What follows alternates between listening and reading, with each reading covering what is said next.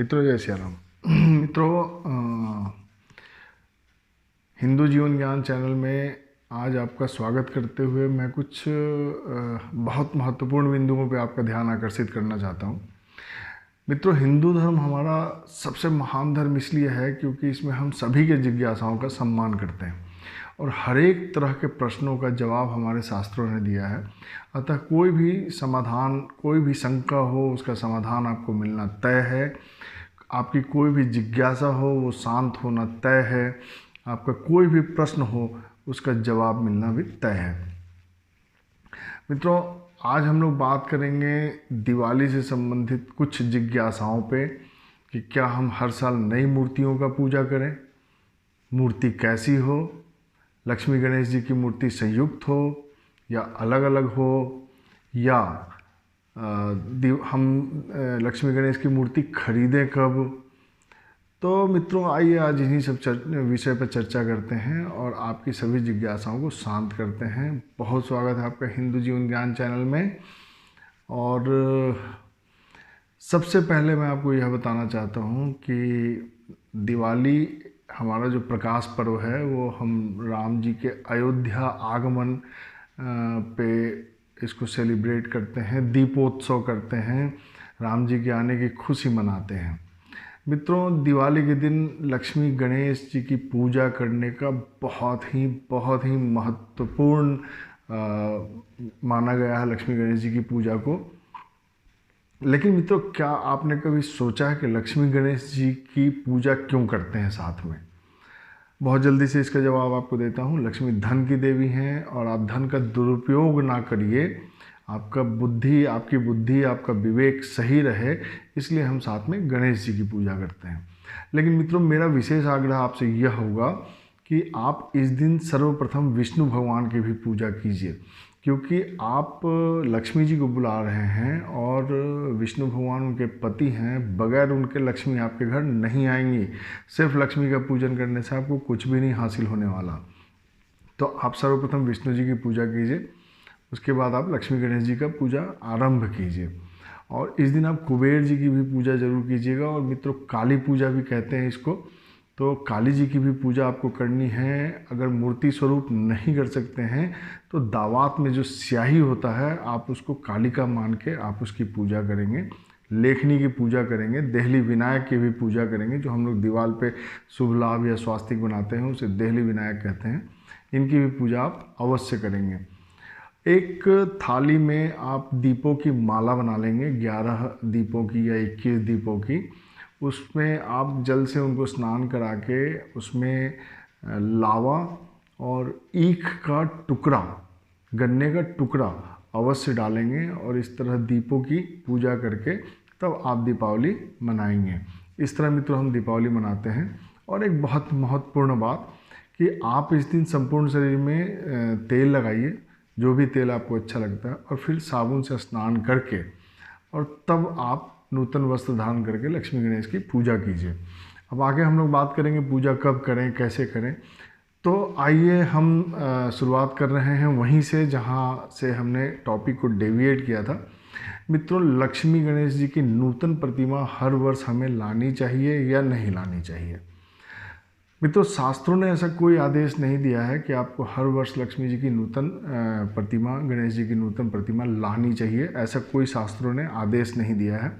यदि आप धातु की मूर्ति की पूजा करते हैं, पीतल, अष्टधातु, स्वर्ण की या चांदी की, तो आप नूतन मूर्ति मत लाइए। आप उसी मूर्ति को धो के अच्छे से साफ करके आप उनकी पूजा कीजिए। यदि आप मिट्टी के मूर्ति की पूजा करते हैं तो मित्रों, स्वाभाविक रूप से मिट्टी की प्रतिमा जो है वह बदरंग हो जाती है, खंडित हो जाती है पूरे वर्ष भर में। तो आप मिट्टी की पूजा, मिट्टी की मूर्ति के बदले आप मिट्टी की मूर्ति, नूतन मूर्ति अवश्य लाइए। हाँ, एक चीज़ आपको यहाँ यह बता दूँ कि मिट्टी की नूतन प्रतिमा लाने से नई ऊर्जा का संचार होता है। तो आपको नूतन प्रतिमा मिट्टी के संदर्भ में लानी चाहिए। और मित्रों, आप प्लास्टर ऑफ पेरिस की मूर्ति ना लाइए, प्लास्टिक की मूर्ति ना लाइए, इनका पूजा वर्जित है। तो इस तरह तो आपको यह पता लग गया होगा कि आपको नूतन मूर्ति लानी चाहिए या नहीं लानी चाहिए, किस संदर्भ में लानी चाहिए, किस संदर्भ में नहीं लानी चाहिए। आइए मित्रों, अब बात करते हैं कि लक्ष्मी और गणेश जी की प्रतिमा जो है वह संयुक्त हो, नहीं, लक्ष्मी और गणेश जी की मूर्ति अलग अलग लेनी है आपको। आप समझ रहे होंगे मैं क्या कह रहा हूँ, अलग अलग लेनी है। मित्रों, इसमें भी बड़ा विवाद है। कुछ ज्योतिष, कुछ जानकार कहते हैं कि सूर्य बाईं तरफ होनी चाहिए, शुभ होता है। मित्रों, यदि गणेश जी के प्रतिमा का रंग लाल है तो आप सूर्य दाईं तरफ कर लीजिए, यह मेरा अपना मानना है। आप सिद्धि विनायक की मूर्ति देख लीजिए, उसमें सूर्य दाईं तरफ है, तो सिद्धि विनायक अपने घर पे लाइए, सूर्य दाईं तरफ की। अगर प्रतिमा लाल है, अगर दूसरे रंग की है प्रतिमा, तो फिर आप बाईं सूर्य भी ले सकते हैं, दाईं सूर्य भी ले सकते हैं, जो आपको स्वतः मिल जाए आप वो ले लीजिए। मित्रों, सूर्य जो है वो कई बार घूमा हुआ नहीं होना चाहिए, और गणेश जी बैठे हुए के मुद्रा में होने चाहिए। हाथ में मोदक हो तो सर्वश्रेष्ठ है, और उनका मूसक भी दिखना चाहिए उसमें। तो गणेश जी के बारे में यह हो गया। और लक्ष्मी जी की जो प्रतिमा आप खरीदेंगे उसमें आप ध्यान रखिएगा कि लक्ष्मी जी भी बैठी हुई हो, खड़ी हुई लक्ष्मी जी ना लीजिएगा, क्योंकि वह उनके जाने का मुद्रा होता है।